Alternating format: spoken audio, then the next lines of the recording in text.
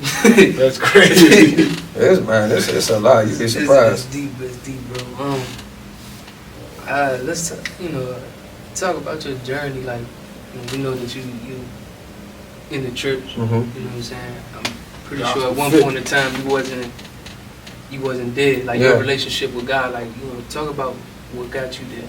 I tell Bibles this all the time. I tell them, you could be a kid raised, just because your parents raised you in the gospel don't mean you got a relationship with God. Mm-hmm. You feel me? And it's not like my parents didn't do a good job. I was just hard-headed.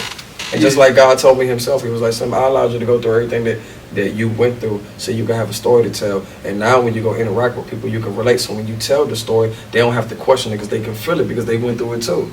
You feel me? Like, and that's why, like, that's why when we was talking earlier, I don't question God. But me, it was just me being a youngin' growing up in the hood and being around the way all the time and always being on the basketball court. Basketball was my favorite sport growing up, and it's still my favorite sport to this day. I love basketball. It's like one of the most beautiful forms of art to me. And, just being on the basketball court all day, and it's crazy. It's like my friends, we was all playing basketball. Then you know how that is. Bam, start smoking weed, and I was always that one little friend. Why y'all smoke, bro? No, don't smoke, bro. This and that, and that, woo, woo, woo. And then by the time you know it, show me who you hang with, and I'll tell you who you are. If you surround yourself with a certain group of people, eventually you're gonna become that group. And I started smoking weed slowly but surely.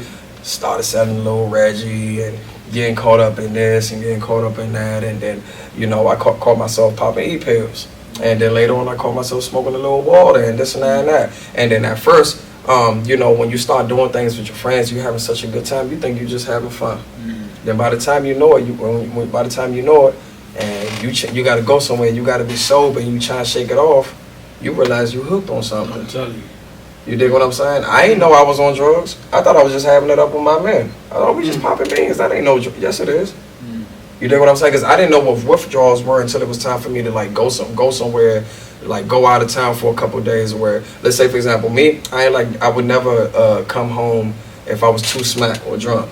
I ain't want my nieces or nephews seeing me. But now we gonna go somewhere where I'm gonna be around my whole family. So it's like I ain't about to be popping no pills. When I tell you I couldn't enjoy it because I was going through withdrawals because I was popping beans all the time. You feel me? It was crazy, bro. I was in the car, I was just getting real nauseous. I was like, maybe I'm just seasick. I'm just car sick. And then all of a sudden, it's just like I'm throwing up and I'm catching fevers and I'm shaking. It was at a point that even when I wasn't having it, I hold the phone in my hand and be shaking like this with the phone in my hand. And I was like, nah, Slim, I gotta do something about this. This is like, I cannot be a slave to this. And it's crazy, like a lot of people don't know that I've gotten myself sober from some of my habits on more than one occasion. It's not really impossible. It's how much will it's in you. You dig what I'm saying? How bad do you want it? It's like there's people that's close to me that are addicts, and the thing is this: I can help you, but so much, but you gotta want to help yourself too. You feel me? And that's something I had to acknowledge. Like, when we was talking about depression earlier, like I was in a state of depression where when people was trying to help me, I couldn't hear nor see what they were trying to do for me. I was seeing the complete opposite. Every time when people was trying to pull me to the side and talk to me about it, I felt like people was judging me. And they was telling me, and I was like, nah, y'all always judging me. And it's not because, it's not the fact that they weren't telling the truth. I didn't want to hear it. Big facts. I didn't want to hear it because truthfully, I didn't want no help. I liked the position that I was in, even though it wasn't good because it made me feel good at the moment because of what I was going through in life. It was filling the void, although it was fake. You dig what I'm saying? I was creating my own illusions. You dig what I'm saying?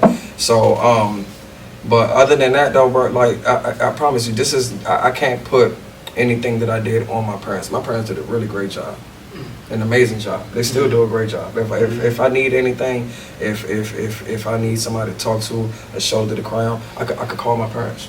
I could go to my parents' house. I can honestly say I'm blessed to say that. And if my pops see that I'm slipping up in certain areas in my life, Pop's gonna grab me by the collar. People might take that wrong. I'm a grown man. No. Pops can't do that to me. Yes, he can. That's my Pops now. And he not doing it because, he trying to be, ignorant or aggressive with me. He doing it because he love you. Love is tough sometimes. Big facts. You dig what I'm saying? And then if he didn't love me, he'd just let me crash. Big facts. You dig what I'm saying? So, but, growing up my household itself, compared to me seeing what other people have gone through with their families, I come from a very, very, very beautiful home. Respect. Were we rich? No. Were we middle class? No, we were poor, and we survived paycheck to paycheck. But when you come from a good, loving family with morals, you don't even realize how poor you are. Facts.